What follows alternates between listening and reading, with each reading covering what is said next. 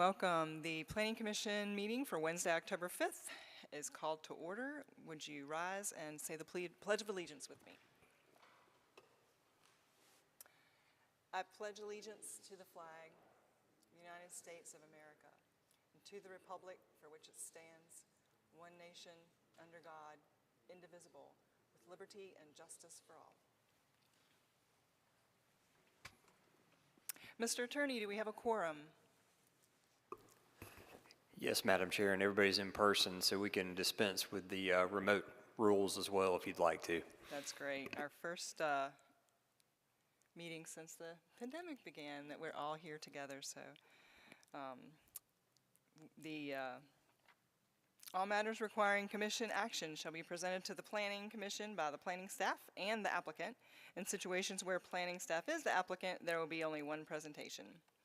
City staff will make the first presentation. The applicant will make the second presentation. Both presentations are limited to 5 minutes each.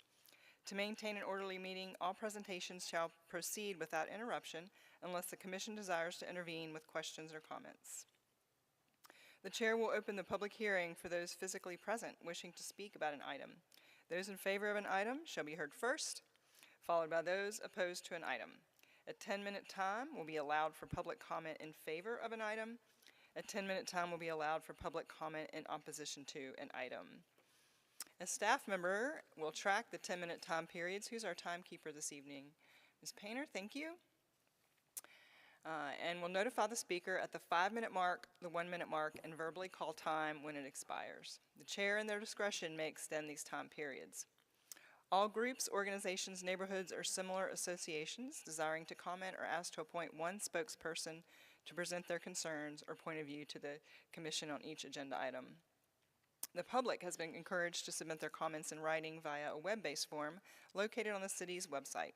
All comments received before 3 p.m. today were forwarded unedited to the Planning Commission. All comments received will be delivered to City Council when the item advances. All comments received will be made available to the public if requested.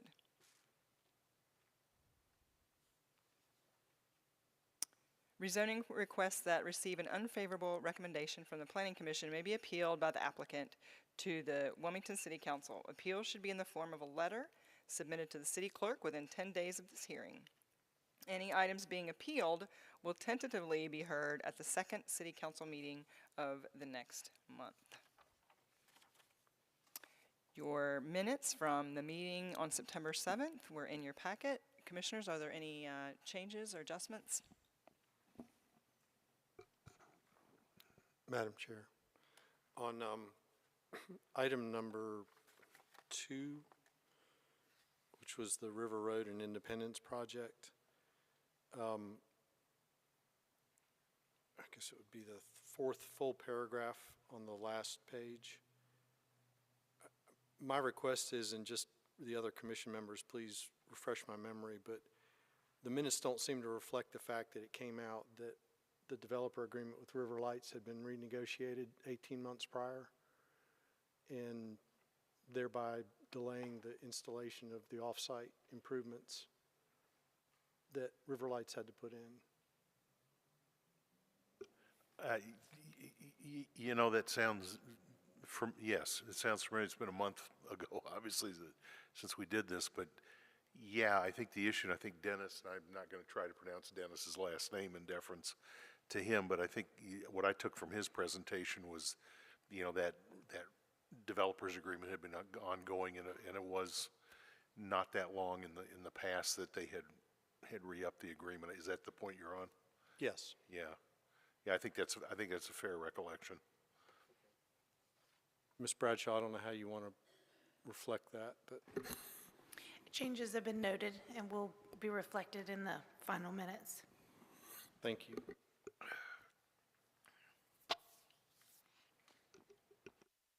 Okay, any other adjustments? Do I have a motion to accept the minutes as amended? Mr. Woodruff? I make a motion to accept them as amended. A second. Second from Mr. Pollack. And we are now doing voice votes. So all in favor of Approving the minutes from Wednesday, September 7th, say aye. Aye. Any opposed? Thank you. On to our new business. Item number 1, we have a general rezoning of property containing .13 acres located at 107 Castle Street from CB Community Business to HDR Historic District Residential. And our associate planner, Mr. Mahoney, is here to give the staff presentation. Thank you, and good evening, Madam Chair, members of the commission.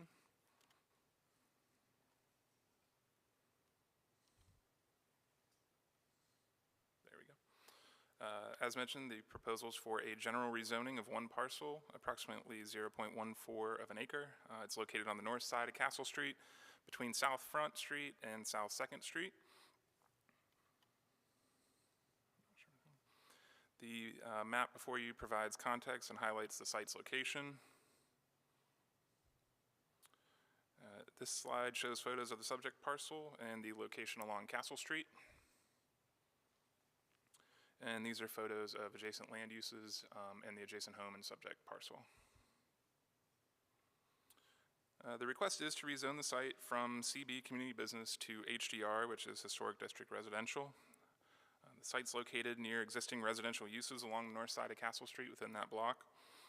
The proposed HDR zoning will allow a maximum of 2 single dwelling structures or a duplex structure. Development within the HDR zoning would require Historic Planning Commission review and approval. The comprehensive plan supports new residential development that's compatible with existing neighborhoods and protects the desired character of the area. It further encourages increasing residential density within close proximity to services. The site is located on the edge of a locally designated historic district and is surrounded by existing residential homes. The proposed rezoning would allow for additional residential development under the purview of the HPC, which would ensure that future development would be consistent with the surrounding neighborhood. The request also allows for less intense uses on the site and would be considered a downzoning from the current existing CB zoning.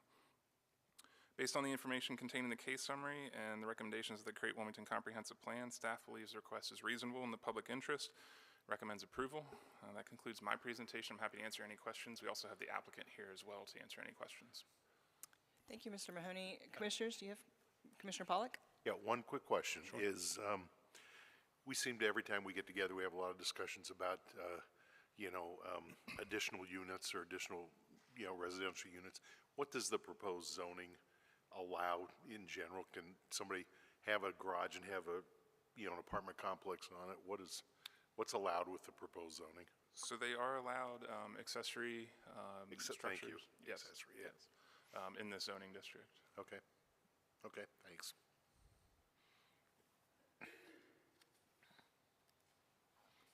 All right, thank you, Mr. Mahoney. We'll invite the applicant up.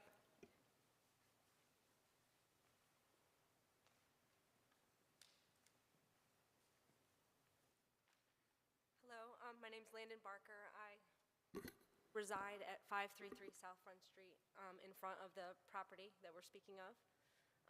And I'm here to answer any questions for you. I would just like to state that we built our home in 2018.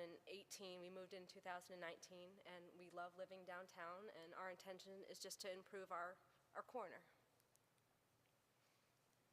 Any questions for the applicant at this time? All right, thank you for your presentation. Short and sweet. And we will open the public hearing, and anyone who is here in favor of this item? Anyone here in favor of agenda item 1? Is anyone here to speak in opposition of agenda item number 1? Anybody here to speak on agenda item number 1? All right, public hearing is now closed. Commissioners, do you have comments, questions?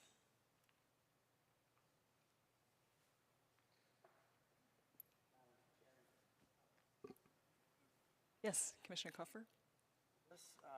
Following up on Mr. Pollack's comment in regards to that. Mr. HDR. Coffer, if you could make sure that your microphone. A little closer. We have to pick it up on the recording. Okay. Thank you. Sorry about that. On the zoning district, is it, and it may be a question for Pat, is it just single family? Or did I hear the word duplex come into the equation for that zoning district? Yeah, based on the lot size, they could do a detached, a duplex structure. They would need 4,000 square feet of lot size for a duplex in that district. The current lot that's being rezoned is just over 6,000 square feet, so they would be permitted to do a duplex. They could possibly subdivide it as well to get two single-family lots, or single-dwelling lots there as well. Thank you. Yeah, you're welcome. Commissioner Lennon? I was going to make a motion. Oh, okay. Any other questions, comments? What is the will of the commission? Commissioner Lennon? Madam Chair, I move to approve agenda item number 1, the general rezoning from CB to HDR for 107 Castle Street. This request is consistent with the objectives and policies of the following plans adopted by the City of Wilmington: the Create Wilmington Comprehensive Plan. Proposal would allow for appropriate residential development that's consistent with the adjacent locally designated historic district and nearby residential uses. Thank you, Commissioner Lennon. Commissioner Lennon has made a motion to recommend approval for agenda item 1. Do we have a second? Second. Commissioner Goins has second. Any further discussion? Nope. All right. We will take a voice vote on this motion to recommend approval of agenda item number 1. All in favor? Aye. Aye. Any opposed? Thank you. Motion carries.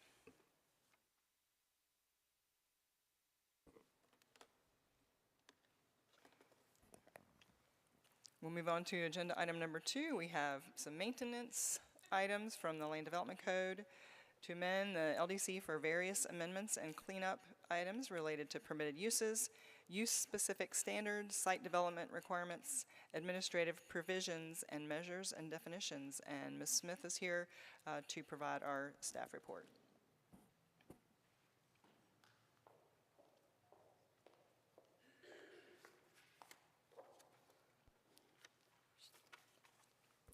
Thank you, Madam Chair. Good evening, Commissioners, and welcome to our 2 new Commissioners. We're happy to have you here this evening.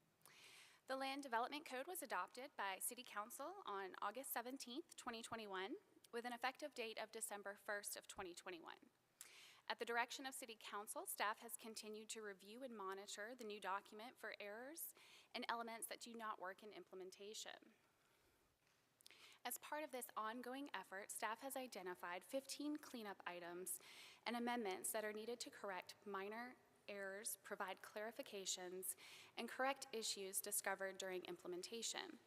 The proposal before you this evening addresses inaccuracies throughout the 8 articles identified on your screen. The permitted use proposal amends the use table for mixed-use districts to be consistent with the universal use table.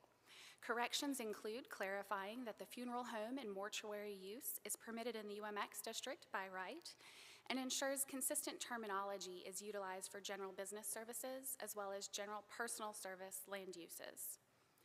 The district-specific standards proposal relocates the parking and driveway requirements for the UMX zoning district to the parking standards article, consistent with all other parking provisions, and clarifies application to development in the CBD zoning district.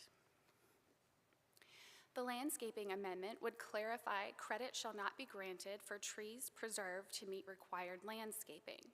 The proposal also eliminates categorical application of the critical root zone protection area and applies a blanket protection zone of 1.25 feet for every inch in diameter. This is consistent with the Mature Tree Protection Zone guidelines shown on your screen, as recommended by the North Carolina Cooperative Extension Office. Excuse me. The parking standards consolidate applicable parking standards for all zoning districts, as previously mentioned. The proposal would also update terminology referenced in the parking table. Alternative lot layouts amendment modifies the standards for courtyard developments to remove an obstacle for implementation. The current code language requires developers to distance units from parking areas and has proven problematic in practice. The administrative provisions proposal amends the notification responsibilities for applicants hosting a neighborhood meeting to include notification of city staff of the neighborhood meeting details. The proposal will also alleviate the burden of statutory compliance from the petitioner. Staff would resume responsibility for posting properties subject to entitlement procedures as they did under the previous code. The proposal also seeks to clarify the appeal process for the Design Adjustment Committee, consistent with changes in statute that were effective in July of 2022. Lastly, the proposal seeks to codify the current practice of projects requiring quasi-judicial decisions to be made by the Board of Adjustment, Historic Preservation Commission, or Design Adjustment Committee to obtain those approvals prior to proceeding to City Council. The measurements and definitions provisions create a definition of the term gross floor area. It also seeks to separate elderly housing and workforce housing into two separate terms and remove the cross-reference between low-income and workforce housing. There are two amendments that staff would like to focus on because they may be more impactful to our community. The first is a proposal to revise the maximum gross floor area for accessory structures. Current code allows for a maximum gross floor area of 900 square feet. The proposal before you this evening would seek to permit 50% of the principal structure gross floor area, or a maximum of 1,200 square feet, whichever is less. The proposal would also apply to accessory dwelling units. Internal units would be allowed to increase from 30% of the gross floor area of the principal dwelling unit to 50%. Attached and detached accessory dwelling units would be permitted 50% of the principal structure gross floor area, or a maximum of 1,200 square feet, whichever is less. Since the code permits 2 accessory structures per lot, staff is also seeking a provision that the gross total square footage of all accessory buildings shall not exceed 100% of the gross floor area of the primary structure. An example of what the proposal could look like is shown on your screen. There is a 2,000 square foot primary structure. In this scenario, the property owner would be eligible for a 500 square foot detached 2-car garage, as well as a 500 square foot accessory dwelling unit above the garage. The total square footage of all accessory structures in this scenario would not exceed 1,000 square feet.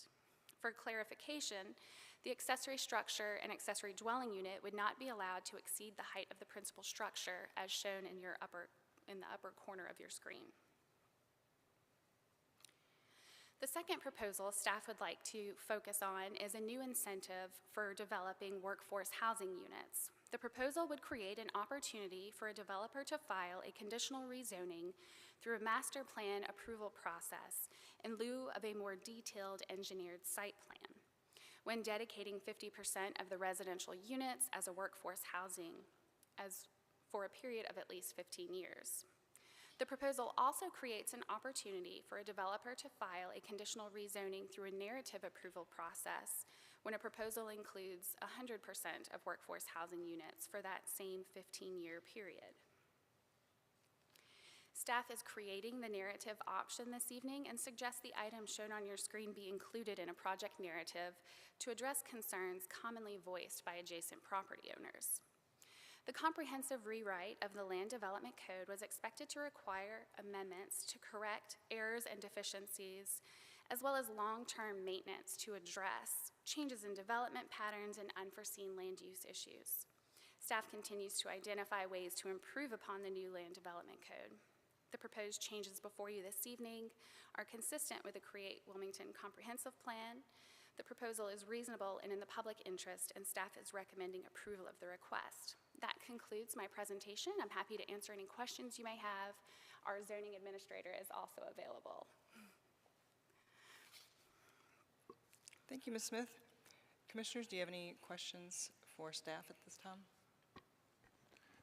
I've got a couple of questions that Commissioner Adams? may be down in the weeds a little bit. In the parking standards amendment, some of the underlying changes, particularly 3C and 3E, they're very prescriptive in talking about materials for parking lots as well as driveway access. Are these new components that have been added, or are they underlined because they've been moved to this section and were existing before? This is a provision that's simply locating the existing provisions. Right now, parking and driveway requirements for the UMX district are located in the zoning district provision as opposed to the parking. All other zoning districts are in the parking location. So we're seeking to clean it up so that it would be captured. If you're interested in doing a parking facility, you may not look in the UMX district. So it seems to be an appropriate place to locate this information, but we are not creating any new regulatory requirements. Okay, thank you.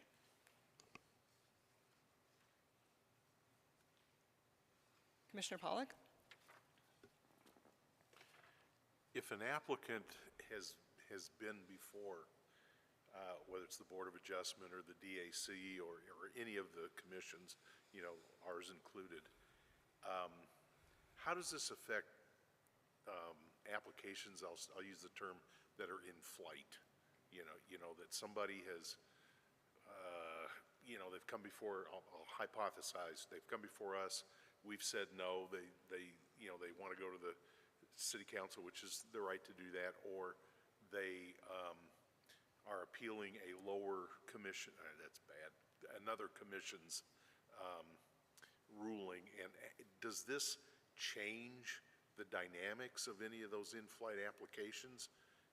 And the other part of that question would be, when I looked at the, you know, the change from the, you know, the 900 square feet to the 1,200 square feet, where there might be code violations out, you know, out there in play, and does this change any of that to your guys' understanding? Sure. So there are a couple of situations where there are variance requests pending before the Board of Adjustment. They are not moving forward at this point because potentially the code revisions that are before you this evening could remedy a situation of that nature. A new project would certainly be able to utilize these standards once it was approved by council. The other thing I would say is that the 1,200 square feet is a maximum. It's consistent with the former code. The 900 square feet was adopted and effective December 1st of 2021. So in that essence, we may have created some non-conforming situations. By adopting this new language, we could be remedying those situations. Okay, thank you. Okay, I have two things, and I'll start with ADUs since that's where we left off. Really appreciate the changes you've made with ADUs. It looks like you've responded to some of the comments that have come up and made it a little easier, as we were trying to do with the new code, to make them. My question about that is for the internal ADUs, up to 50% of the gross floor area of the principal dwelling unit is the max size. If it was exactly 50% or even 48 or 49%, would it technically be a duplex? Would there be, would it be treated differently? Would somebody be able to do a ADU in a zoning district that doesn't allow duplexes and technically kind of be a duplex? How have you worked that out?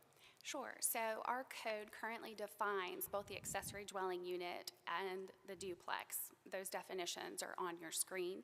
I have highlighted some differences from the definition perspective as to what would differentiate an internal accessory dwelling unit from a duplex. To hit on a few of those, the separate utility meter would be a defining moment, as well as the language that clearly is subordinate to the principal dwelling unit on a lot is a requirement of an accessory dwelling unit. So while we could allow 50%, there is an expectation that the internal dwelling unit would be subordinate to the principal dwelling.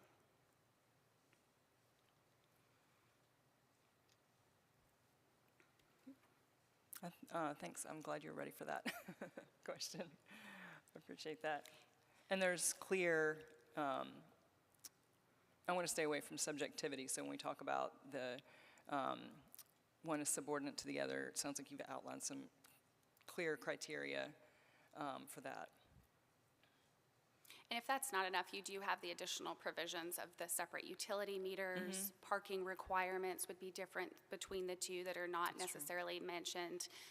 We do not require accessory dwelling units to provide additional off-street parking. That would be a requirement of the duplex.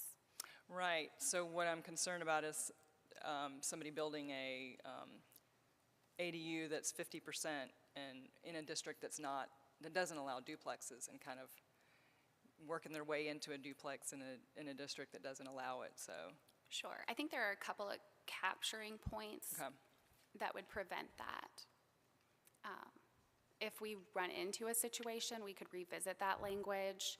I will throw out there that the City of Charlotte recently adopted a new code. They did an overhaul similar to what we did in December in August of this year, and they have provided that the cap is 40% on an internal accessory dwelling unit and 50% on detached and attached. So if the commission is not comfortable with the 50%, we could certainly reduce that to be more subordinate to the principal dwelling if that is your desire. Well, as long as we have clear criteria for what is subordinate, what that means, that's outside of the size, I'm fine with it. Because I want us to be able to make the ADUs easier, which we have. Any follow-up questions? Looks like Commissioner Lennon? Just on that topic, Madam Chair, so if I convert my garage and put an apartment on top of it, but I've already metered my garage separately because I have an electric car, I'm just making this up. Is that still an ADU? I would defer to our zoning administrator on that. From the definition perspective, it's without its own utility meter. So I don't know that the permit would be issued for an accessory dwelling unit in that scenario. Wasn't it, that's not required, but if it's already there, if it's already separated, they have to rejoin it, or is it?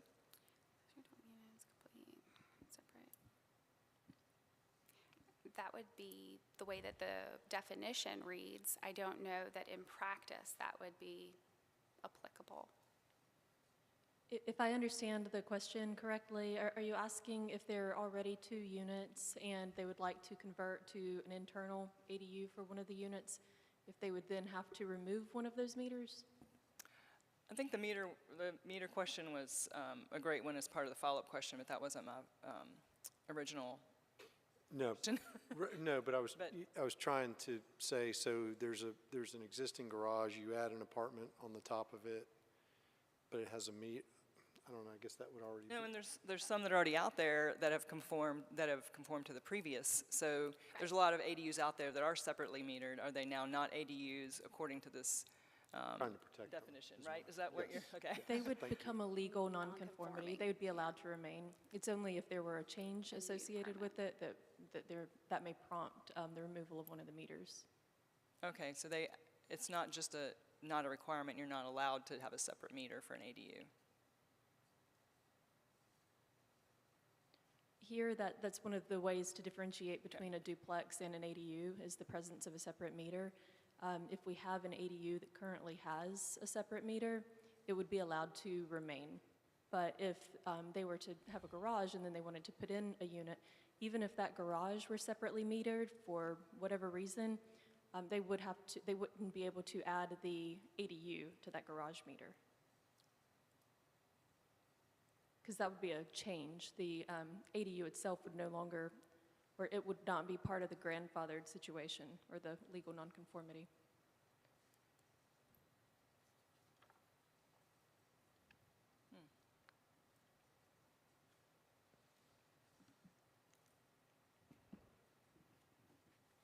Does that satisfy your question? If I- Yes. Yes.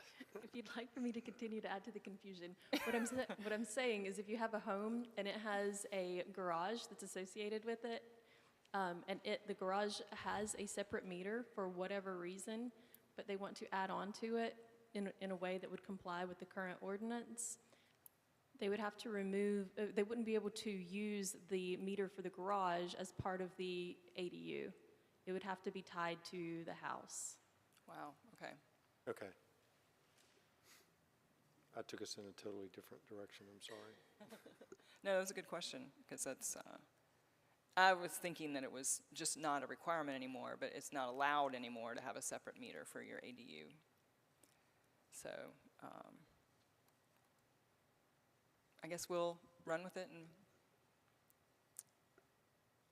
and if we need to, if somebody already if somebody comes forward and they want to be a landlord, but they want their tenant to pay their own bills, that would be the only barrier. That would be a barrier for that particular landlord.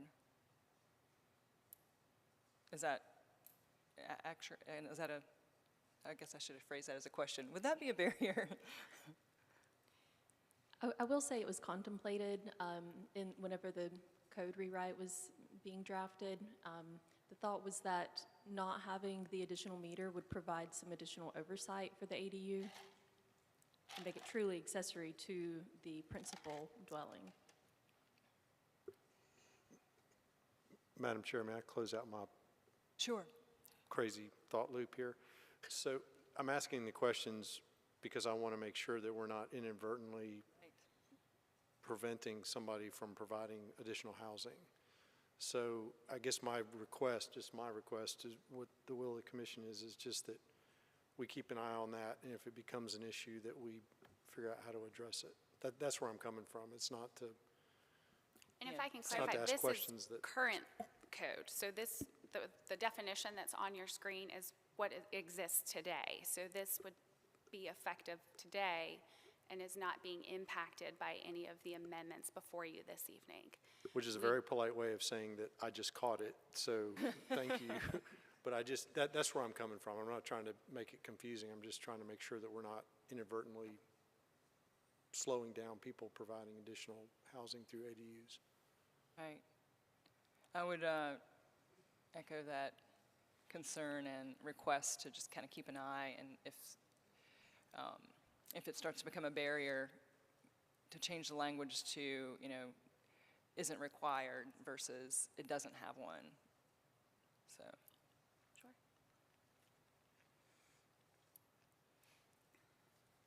If everybody's okay on that issue, I'm going to move on to my other.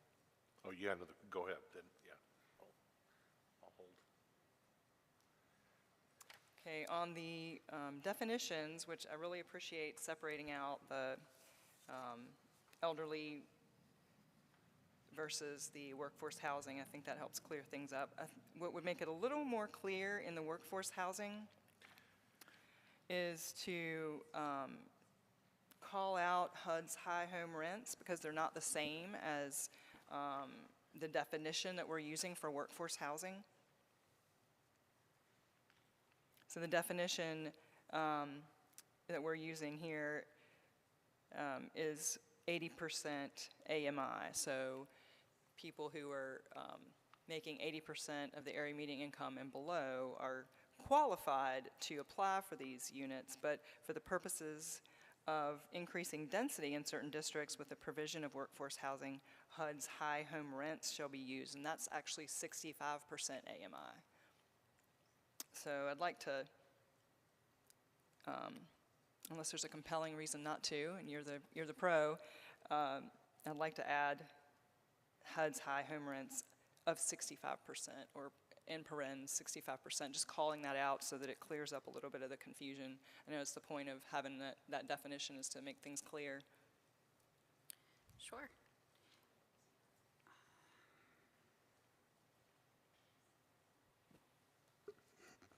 Commissioner Lennon? Also, just the use of the word solely, does that cover us for projects where a certain percentage of their residential units may be identified as workforce housing. I'm sorry, I didn't understand your question. So a project that says they're going to dedicate 10% of their residential units to workforce housing.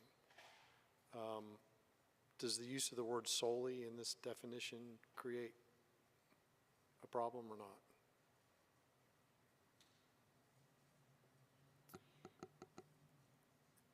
I don't expect so. There are several occasions where there's a combination of market and workforce housing. This is seeking to define what qualifies as that workforce housing. There are opportunities for incentivized density allocations with including a workforce housing component, and then there's also a parking reduction affiliated when you have a component of the workforce housing. Totally get that. I just want to make sure that word solely didn't scare somebody off. That's all. Commissioner Lennon, would it be helpful if it said housing unit? Yes. That way there'd be different housing units, and some would be workforce and some would not. Yes, thank you. Again, just trying to encourage its use, so.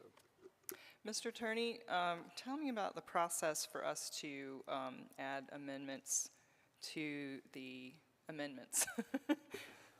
If you'll just make your suggestions as you've been doing, I believe that Nicole Bryan and our planning director are making notes on it, and as long as those are incorporated in the motion that's made at the end, those will be carried forward. Okay, so we don't have to do it as we go along, we can just... That's fine. Yes, ma'am. So since it's part of the final motion, does anybody have any follow-up questions or comments on the two workforce housing changes to the Something else? definition? No. No? Okay, something else? Okay. Commissioner Pollak? Yeah, Nicole, quick question. I'm on page 16 of the printed. It starts on 14 with zoning map amendment, conditional purpose, and it goes into process, and then, you know, so I'm really focused on the process piece, and I read this, and maybe I might be the only one that's a visual learner, but as I read through this, and I look at the potential for escalations and appeals, you know, all over the landscape. And I think what I'm looking for here, and maybe if I'm too obtuse, let me know.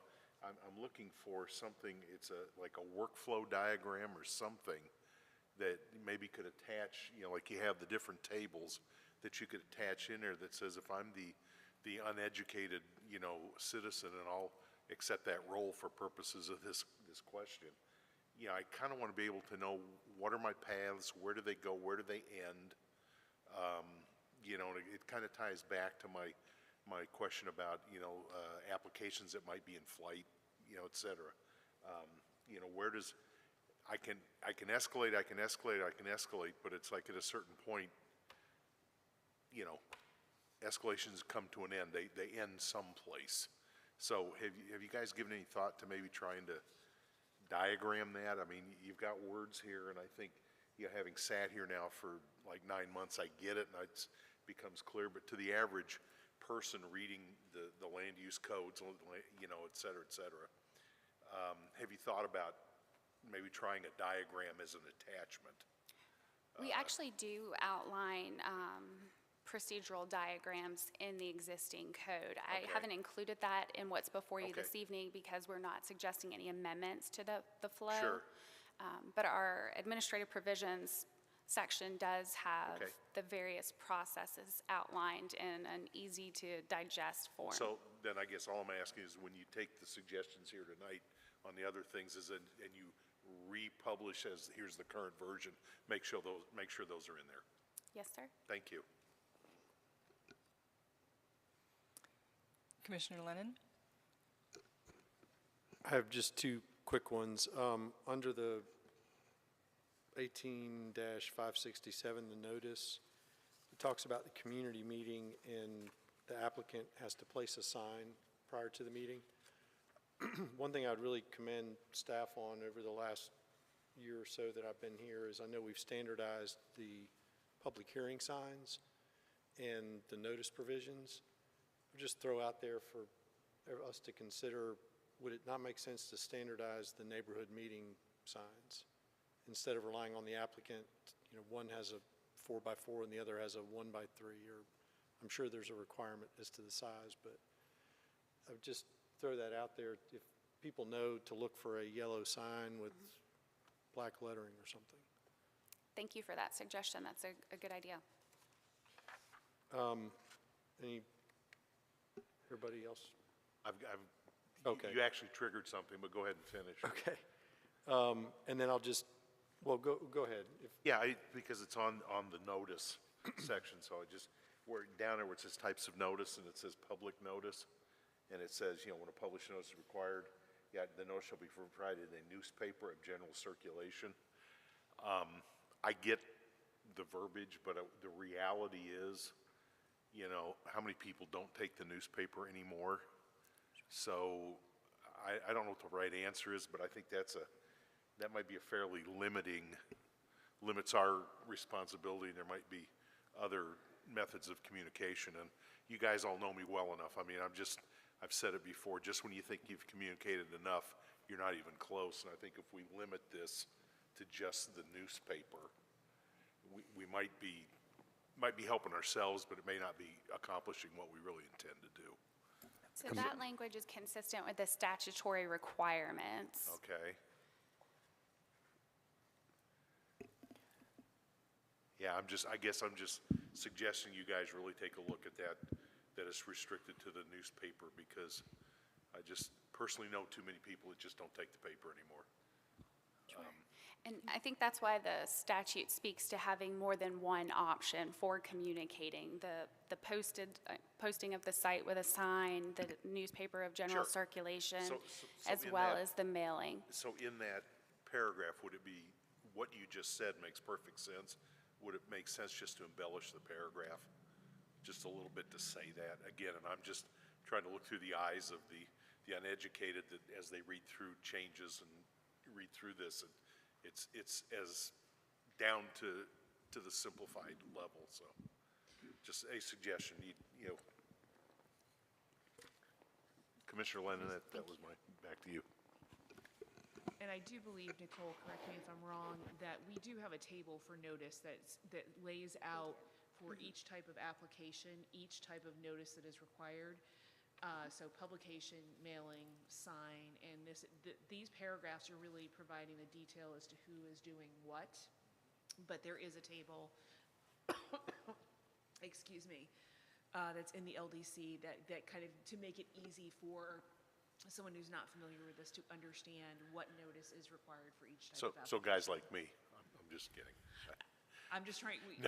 That's I fine. think we have what you're looking for, so that's why I wanted to raise that. And if you know do, just again, as with the other comment, as you republish these as the new, you know, the latest version, make sure those are in there. Yes, sir. Thank you. Great, thanks.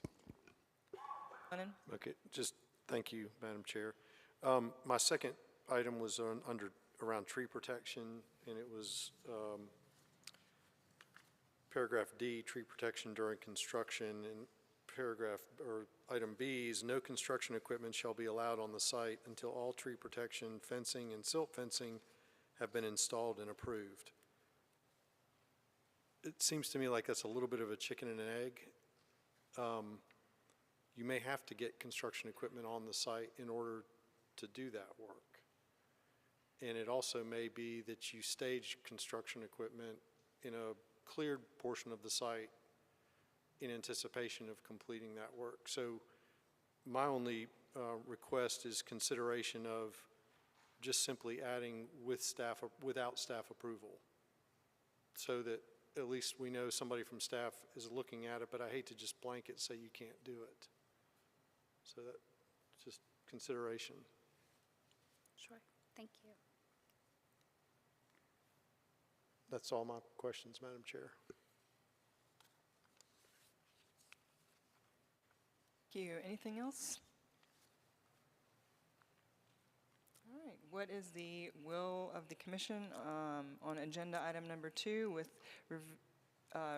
changes to the notice section, the workforce housing definition section, and recommendations on the tree protection section. You're going to need to open the public hearing Oh, right. for that. Thank you. The public hearing is now open for agenda item number 2. Is anybody here to speak in favor of agenda item number 2? Come on down. Oh, okay. Anybody here to speak in favor of agenda item 2? Anyone here to speak in opposition of agenda item 2?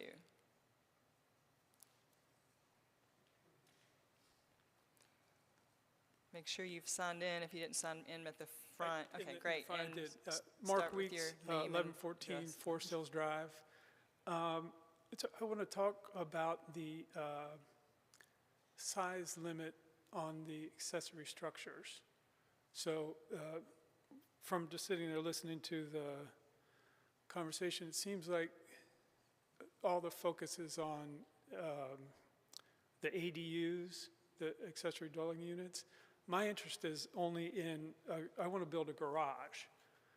And so it seems like the garage rules are getting caught up in the ADU rules. Does that sound accurate? That's something we can have staff address after the public hearing. I understand that, the ADU subject is complex, and there are a lot more considerations about that. And so so 50% of the gross area of the principal dwelling unit, that's what I came here to try to argue for, to suggest. I didn't know, what I was told on the phone was just the straight 1,200 square feet limit. But the design that I have in mind for my garage, it is 1,600 square feet, which it just so happens is 50% of the square footage of my house. So that part is fine. I don't see, it seems very reasonable along with the, 100% for all accessory structures. But the 1,200 square feet is limiting for a garage. For me, I have a fairly large house, but I have, in addition to vehicles, I have all sorts of tools. I have canoes and kayaks and multiple bicycles that now reside in my rec room, and I want to get them out. And so I understand, there are all sorts of rules about the ADUs, but what I'm hoping is that we can understand that that's a separate subject from garage. I don't want any, I don't plan to have any living space in my garage, just storage for vehicles and tools and such. So it would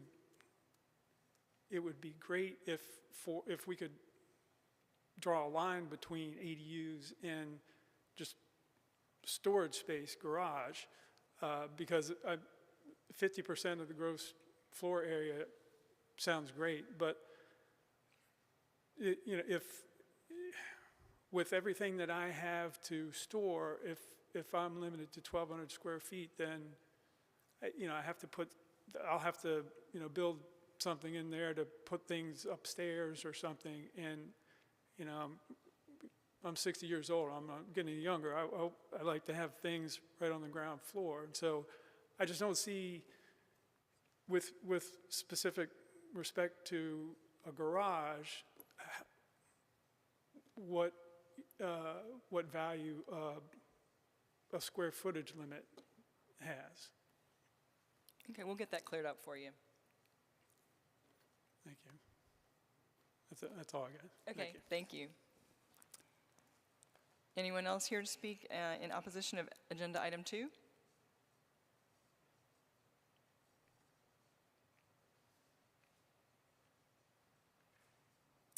All right, we will close the public hearing for agenda item number 2 and invite staff back up to clear up the question that came up in the public hearing.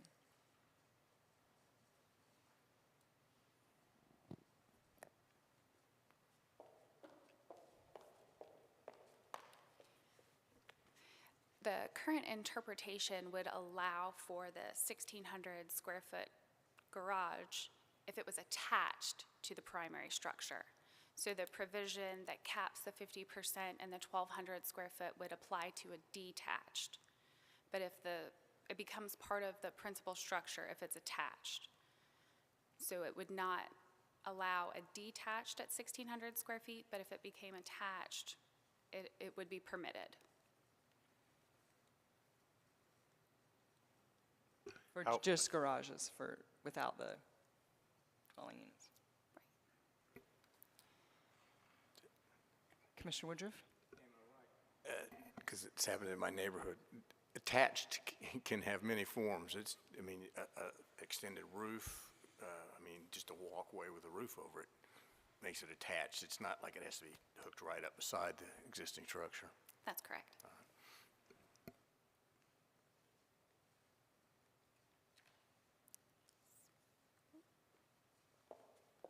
Thank you.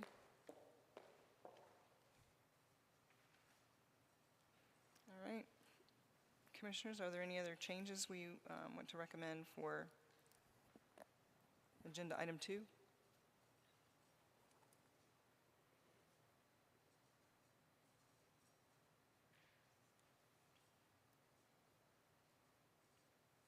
All right. What is the will of the commission? I'll go ahead and make a motion. Commissioner Pollack? Yeah, I recommend that the commission adopt agenda item number 2, which is the cleanup, which are the various cleanup items and amendments to the land development code, including the suggestions that have been and direction that's been given tonight. This approval is based on the fact that it's they are consistent with the Create Wilmington Comprehensive Plan. The proposed amendments will correct the minor errors, provide clarification, and correct issues discovered during implementation of the LDC and help reinforce the overall goals of the comprehensive plan. Thank you, Commissioner Pollack. Commissioner Pollack has moved to recommend approval for agenda item number 2. Do we have a second? Commissioner Goins? Second. Okay, we'll take a voice vote on this. All in favor of recommending approval for agenda item number 2, say aye. Aye. Anybody opposed, nay? Motion carries unanimously.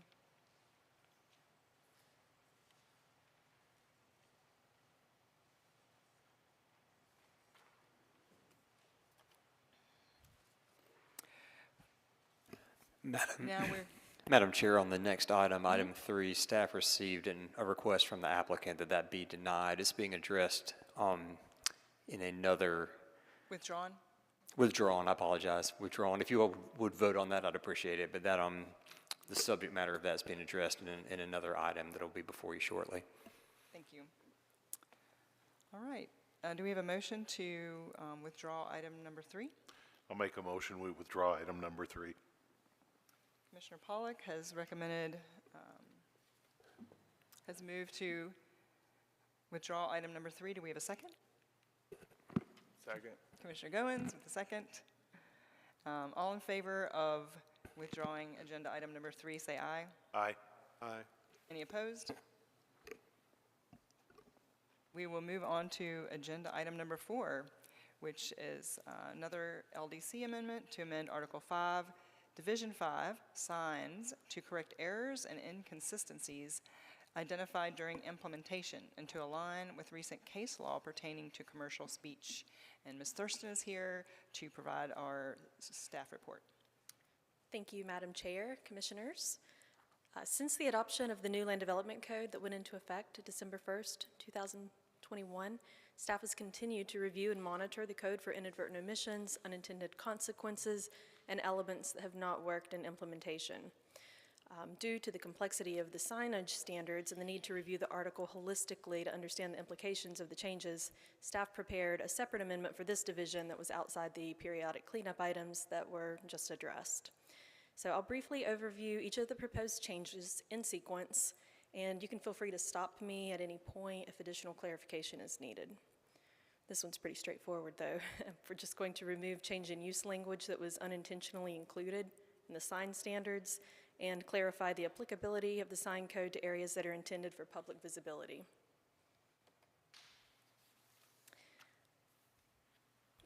There's also a proposal to change provisions for sign prohibitions that would disallow the use of vehicles, parked vehicles, as signage. This is previous code language that was omitted in the initial code rewrite, but staff's proposal is to reinsert that language. And then this one was part of your case package, but on the advice of our legal counsel, staff would like to retract the proposal to disallow variances to sign area. Variances for sign square footage would still require that the Board of Adjustment make findings that the requested variance is necessary to relieve a hardship, and that would have to be a hardship that is not self-created, that results from a condition specific to the property for which the variance is sought and is in keeping with the spirit and intent of the ordinance, as Mr. Pollock is well aware and very familiar with. The table of allowable signs needs to be corrected to include wall signs as an allowable sign type in the residential and the multi-dwelling districts. You can see that at the top. To add a column for the MX district, which is a legacy district and governed by the old code, but we wanted to address it in the new code because sign companies are referring to this code whenever they're trying to review their clients' needs. This would also add window sign as an allowable sign type in the urban mixed-use district, and add canopy signs as a permitted sign type in all commercial districts. And then add a row for decorative pole signs, which is an allowable sign type in the HDR, the HDMU, and the HD. There's some examples of decorative pole sign. At the end of those tables, staff proposes to place a footnote that allows art in all districts. And we'll discuss this in further detail in a separate section, but I wanted to keep the amendment sequential for the purposes of this presentation. The proposed changes to wall signage would provide clearer language for the applicability and update the table to reference district-specific area limitations for wall signs. This proposal would also increase the allowable projection from buildings from 18 inches to 24 inches. And that slide just shows some pictures of wall signage generally. This shows approximately 24-inch tall letters, so that would be the allowable projection for wall signs. Wall signs in the CBD, UMX, and MX district, staff has proposed to clarify that entry signs must be located on the ground floor. Staff proposes to delete conflicting language regarding building sizes and allowable sign area, and clarify that additional wall signage is allowed for larger buildings. We're also proposing to add an allowance for wall signage in residential districts, and that's number 6 on the slide. but I really wanted to go back to number 5, sorry.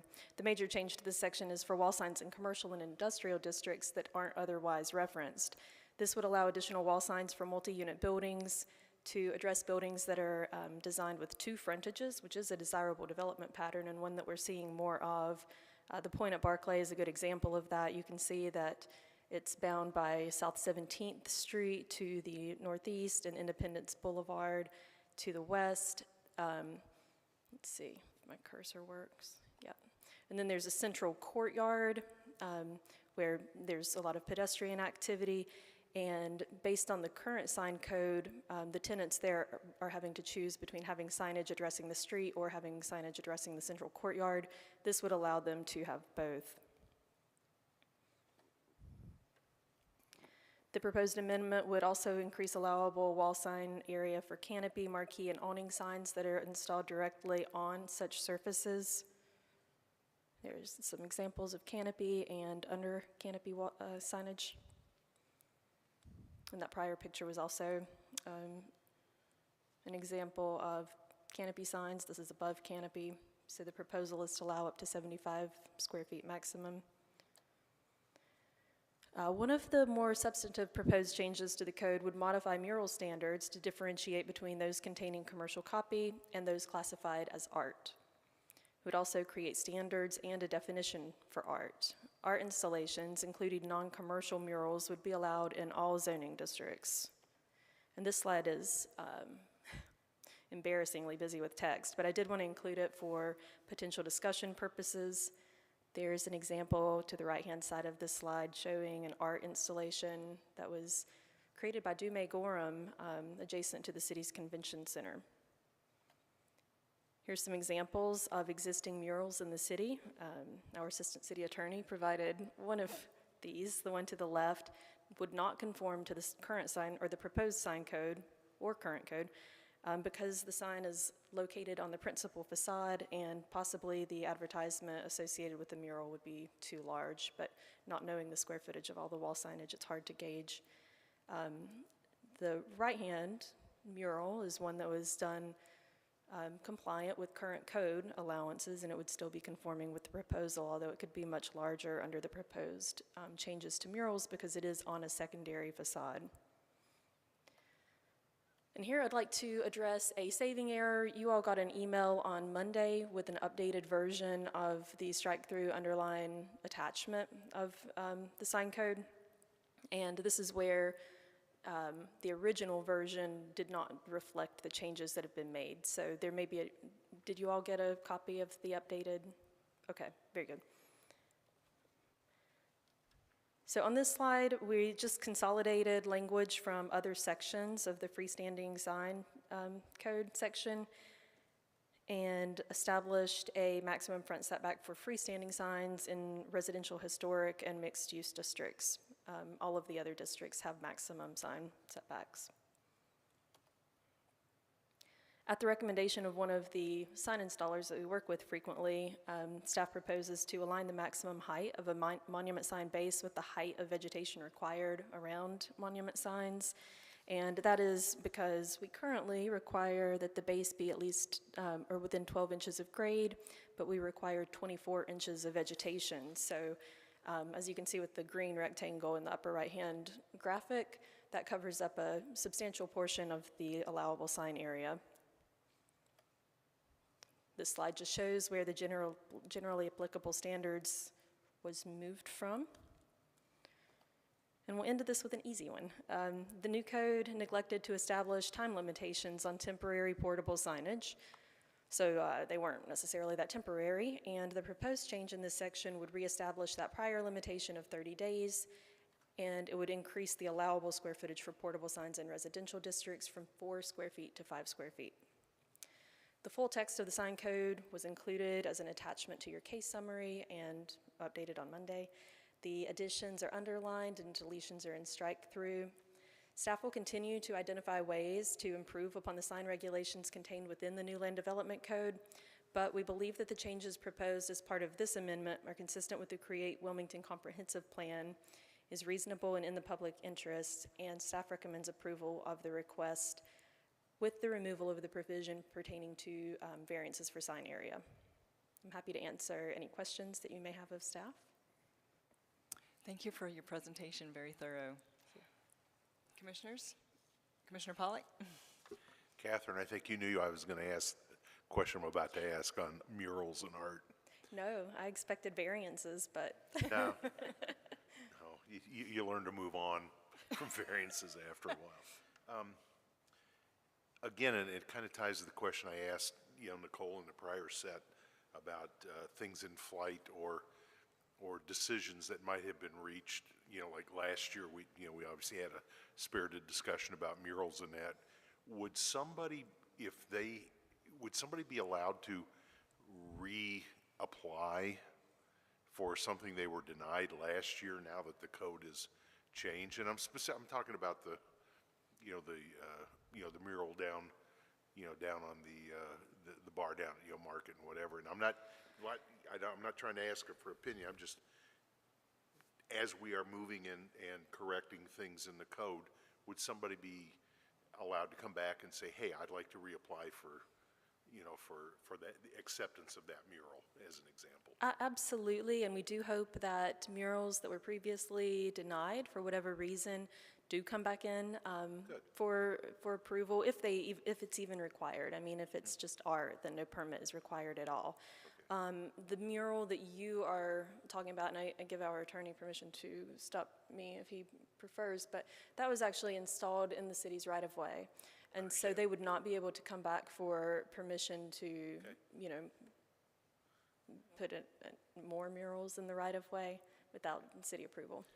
And I compliment you guys for, the staff for putting better guidance in place for art and murals, because as you remember, that was a very spirited discussion, and I think these kinds of things might have helped us, a year ago. So I commend the staff for, putting clarification in place. Thank you. That's really all I have. Thanks. Anyone else? Commissioner Lennon? I just have a question for the attorney. I'm hoping there's a bunch of case law somewhere about what's art and what's murals and what's okay and what's not, There was clarification since we wrestled with this when we were rewriting the land development code.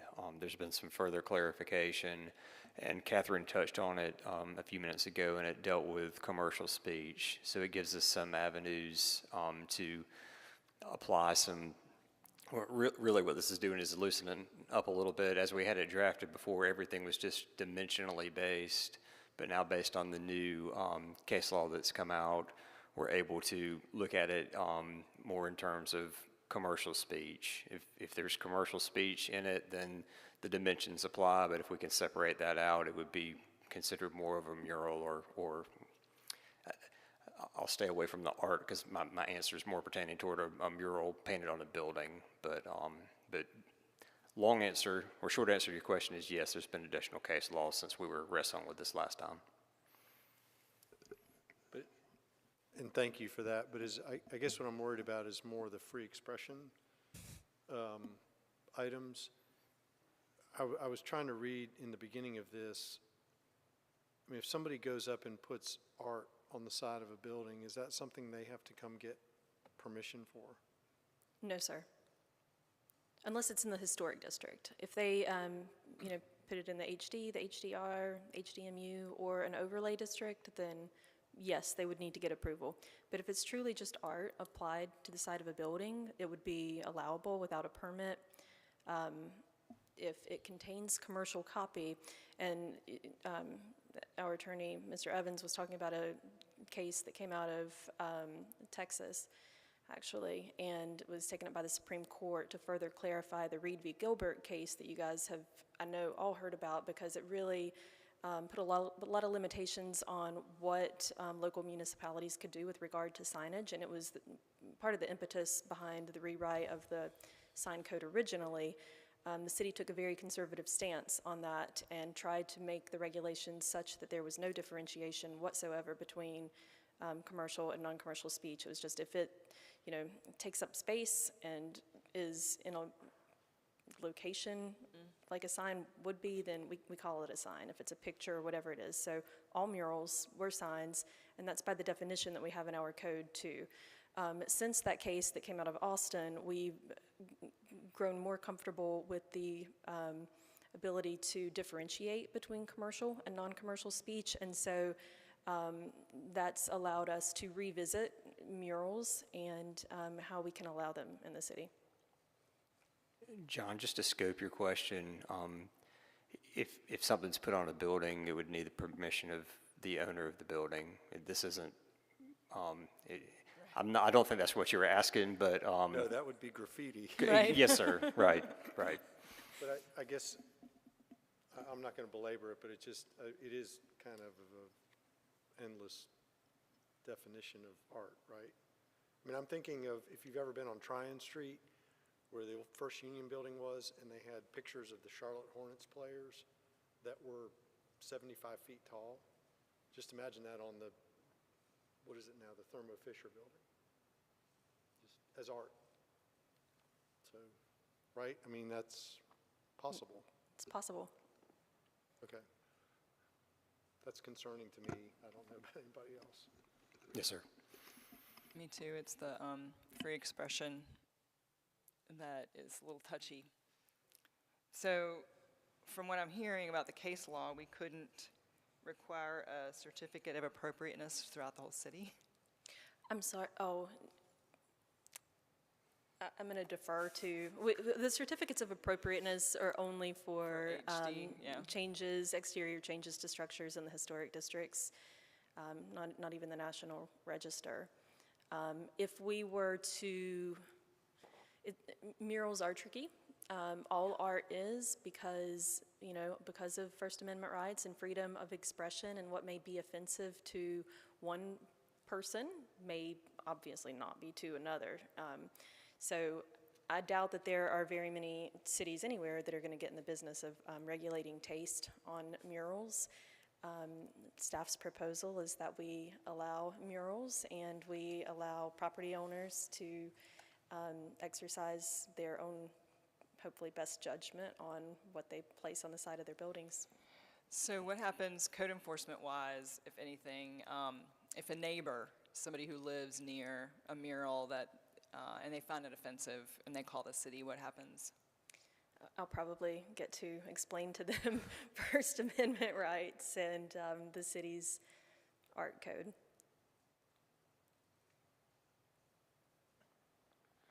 Catherine, I'll get out of murals and art for a minute. If I go back to really kind of the first page, and it talks about, it says general provisions and regulations, right? And it says prohibited signs, okay? And the first paragraph, which is paragraph 1, the last sentence, it says, all signs that are located within any public right-of-way shall be summarily removed and disposed of by the city without notice. Help the commission understand, would that apply to? Commissioner Pollock, can you please speak into the mic? Can you better? hear me Thank now? you. Yes. Got it. How would that apply to, as you drive up Market Street, all the political campaign signs, as an example? I mean, isn't that public right-of-way? Yes, sir. Okay. I will start by saying that the code allows zoning enforcement officers to remove these signs and dispose of them in the right-of-way. If it's clear to us that, they're in front of a business, we'll go to that business and ask them, hey, move your sign. If we have to do it, then we can throw it away. But political signs have a special exception in North Carolina general statutes for a certain time frame prior to and after an election. I believe it's 30 days prior to one-stop voting in a general election, and then they have to be removed within 30 days following the election. Do we state that in the different code things? Again, same thing we were talking about, with Nicole, is that's a great answer to my question. Maybe we need to spell that out a little more, just add a little more clarity, because it's just, I know, having moved here from Ohio, you can't do that. You can't put signs out like that. And they've made it, they're either in the yards or in front of a business, but like in the, the public right, like the berms and all that, I mean, it's just forbidden. But if North Carolina law allows that, that's great. Maybe embellish that paragraph a little bit just to draw that out. To further clarify, that's only within rights-of-way that receive state funding. If it's a city right-of-way, then political signs aren't permitted, and they are, so Market Street being actually a state road. It's only on state highways Okay. that the political signs are allowed. I think that we were hesitant to add that language to our code because it is,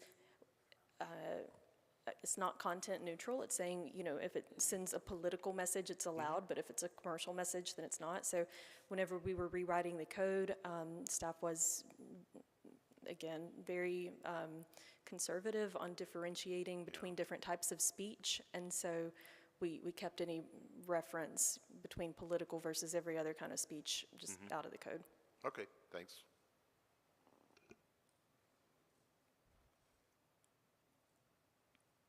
Commissioner Adams? I guess I just want to start off by saying I really appreciate the extra focus on murals. It's something I get asked about a lot. So I think you've done a really good job about clarifying the where and the how and the parameters. I mean, I too have some questions about when subjectivity comes up, you know, who's the arbiter of that? You know, what, is it really copyright? Is it not? I mean, I understand the First Amendment aspect of it, but there could be issues, I think, where people might interpret a sign as being, a mural as being advertisement versus not. So how does that sort of judgment happen? Well, I mean, you know, if it contains the name of the business, obviously, any logos from the business. If you look in the upper left-hand corner of the screen, your screen, you can see that this sign or mural for King Vape and Tobacco is advertising Kratom and D8, which are products that are sold there. That would be commercial copy. I can not tell if that is a goat or, but the rest of it, I mean, that doesn't seem to pertain to, you know, what they're selling in the business, so that would be strictly art. The lower right-hand side of the screen showing the cargo district, that is advertisement for that area. It is compliant with the wall sign standards because at the time it was installed, that was all that was allowed. But they would be able to do a full wall mural and just limit the commercial copy portion of the mural to what is the allowable sign area for the district. Okay. I had a couple more just questions and thoughts. Is it on a different Well, yes, this is section? also about art, but it's a different I question. just had a follow-up question, if we're still on to. So you're saying, to clarify, at the vape place, if they had just a blue ribbon with no writing on it, that whole thing is in compliance with the? In this instance, because it's located on the primary facade, it would not be. It would have to be on the side or the rear. Okay, that's something.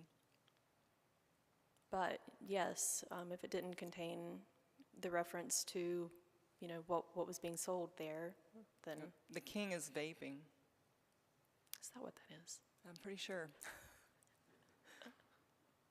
How do you know that? I'll never tell. I know.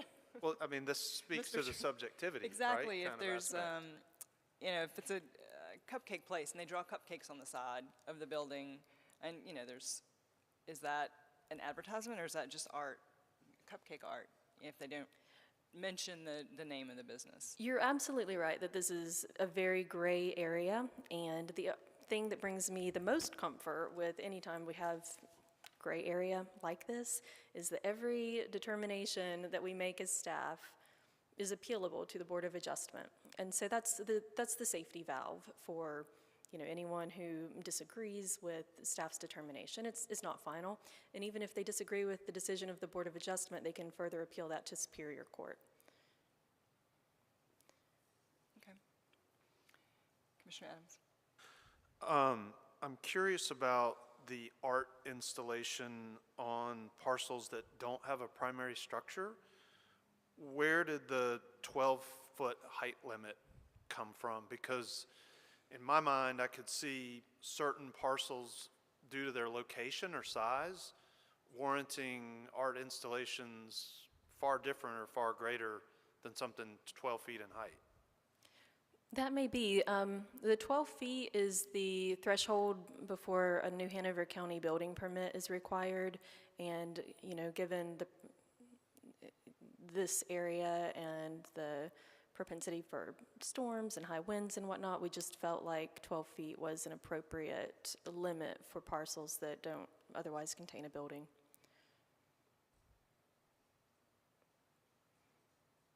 Okay, thank you.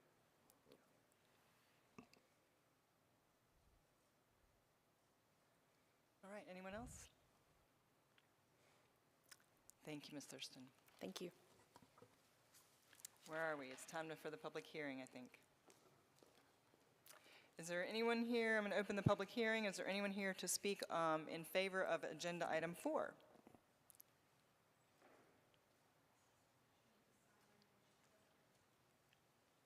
Make sure you sign in when you're finished over here, if you haven't already signed in.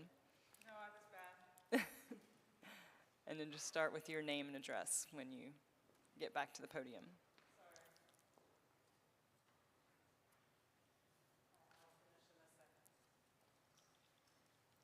Yay, you finally have a chance to have a mural ordinance here. I'm sorry, please state your name. Jana Robertson, Dr. Jana Robertson, a retired professor from UNCW, and it's my fault most of the murals that you have on city property right now that I've had to get city approval for since 2016. I had to go twice in front of the city council to do the Forest of Dreams that included 600 of your citizens. You already know about the Black Lives Do Matter. But I also have 3 at the North Side Pool, and I have 3 at the Hemingway Center, and they were all done by school children and citizens here. And as of right now, your city council asked us, by the way, the Black Lives Do Matter was commissioned by the city. Kevin Spears asked for it. It was not any organization. And they asked me to move it, which is fine because we only had a year contract that they nicely extended for another year. The problem is with your current code, even though your city council loves it, says I should put it somewhere permanently, your current code would allow me to put it nowhere in the city proper, even on private property. We've had several offers from different organizations that would like to have it, and I was caught between a rock and a hard place where the city said, we don't want to throw it away, but I really didn't want to have to farm it out to a different city when it showcases African American contributions to Wilmington. If you go see each letter, they were done by different artists, and it's all very positive, historical things. Right now, it's on TripAdvisor. People come to the city just to see that art installation. We have school children, we have diversity and equity and inclusion trainings out there. It's become an actual asset to the city far beyond any messaging or political issues that we're originally worried about. There's been no vandalism, and I'm really glad I get to keep it in the city. But more importantly, do you know that we have more artists than Asheville?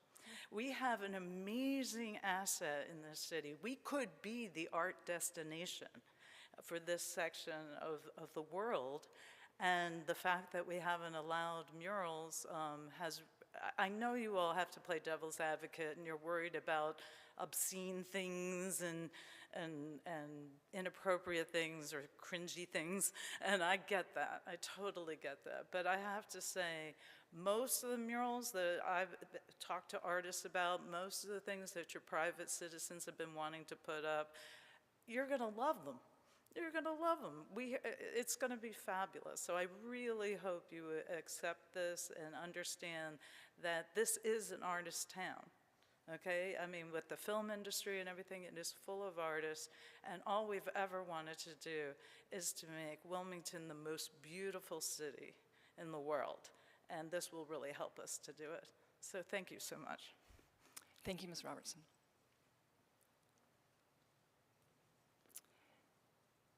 Anyone here to speak in favor of agenda item number 4? Anyone here to speak against agenda item number 4? Anyone here to speak against or for agenda item number 4 before the public hearing is closed? Public hearing is now closed. Commissioners, any additional comments, questions? I really appreciate hearing from the art community on this one. Appreciate you sticking it out with us till the last agenda item. All right, what's the will of the commission?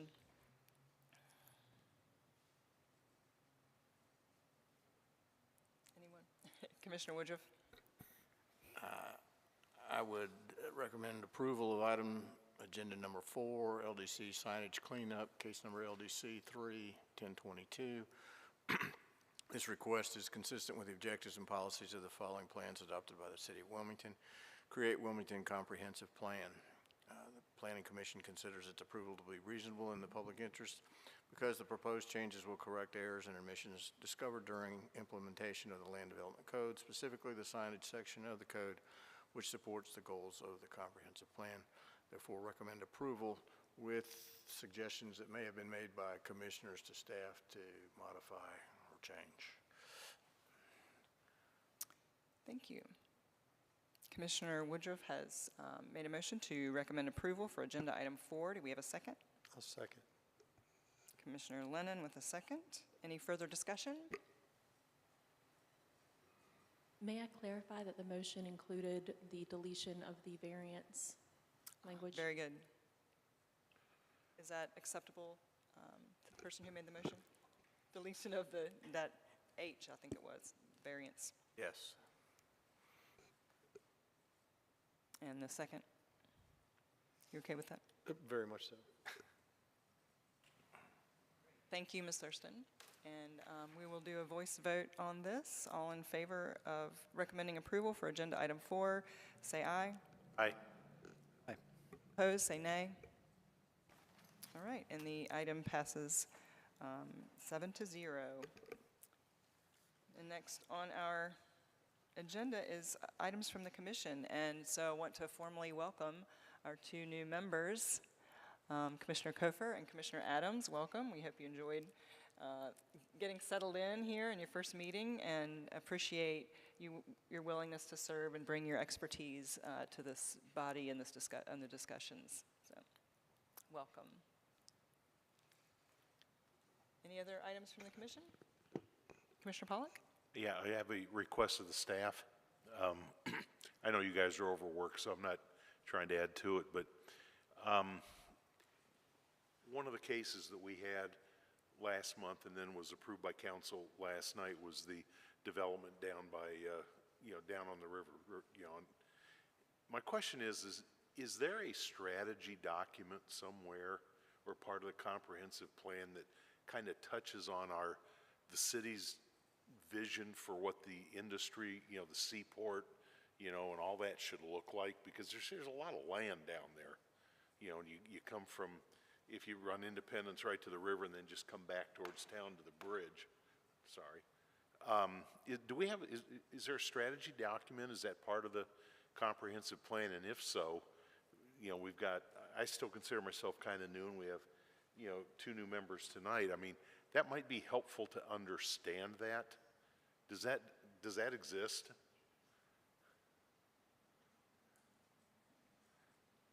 I believe it's addressed in the comprehensive plan. I do know that Commissioner Anderson last evening also made that request and had that question as to, is there a more detailed, I'll call it for a special area plan for that area. So I have that in my notes from last night to look into. I know that we've done special area plans over the years, but I cannot tell you for certain, having only been here a few months, if we have one for that area.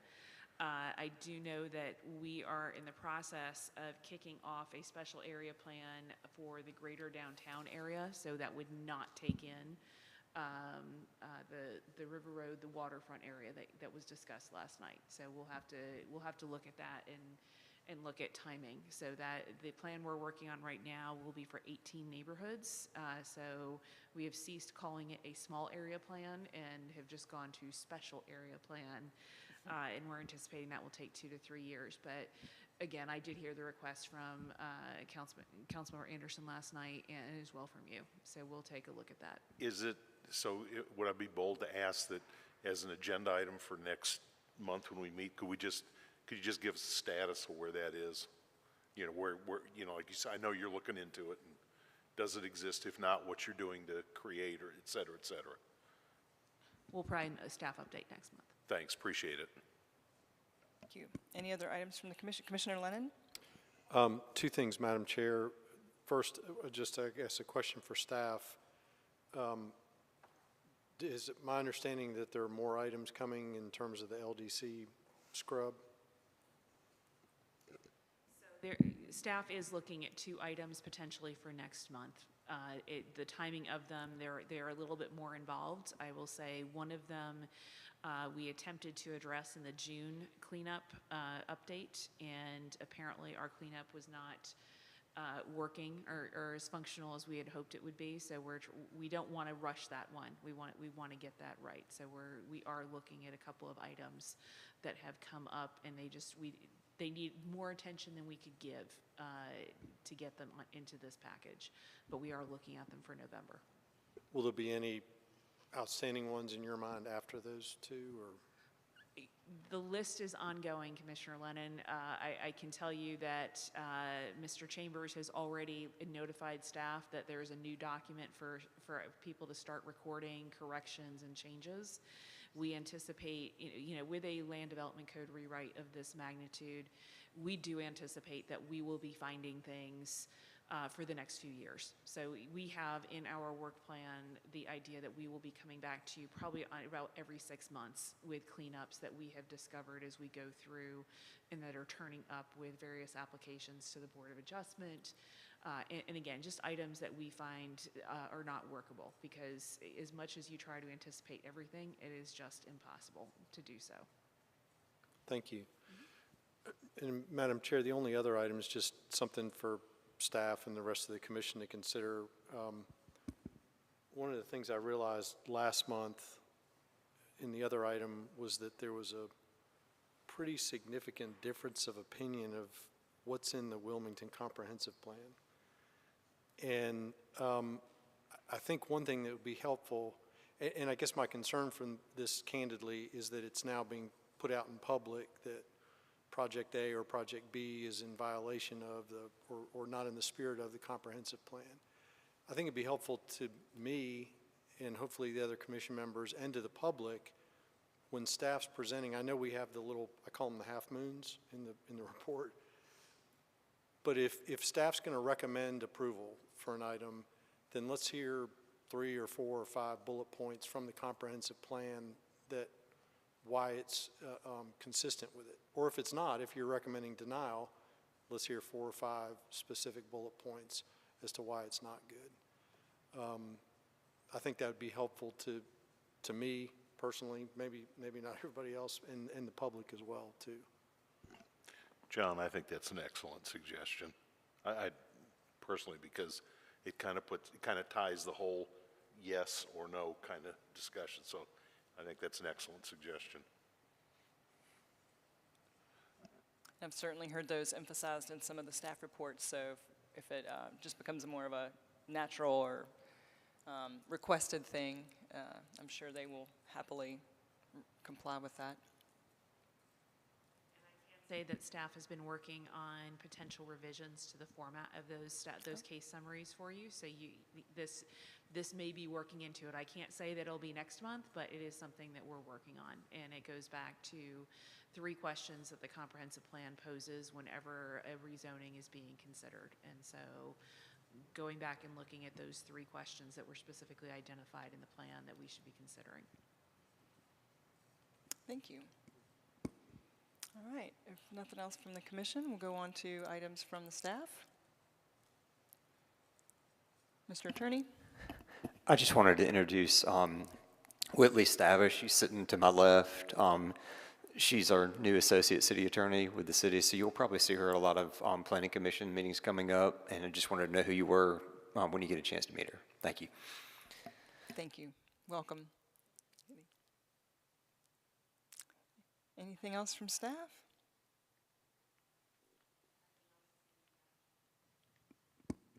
What's that? Your mic wasn't on. Oh, nothing. Thank you. All right, with that being the end of our agenda, do I have a motion for adjournment? I'll make a motion to adjourn. Commissioner Pollack? Second by Commissioner Woodruff. All in favor of adjourning, say aye. Aye. Any opposed? Our meeting is adjourned. Thank you.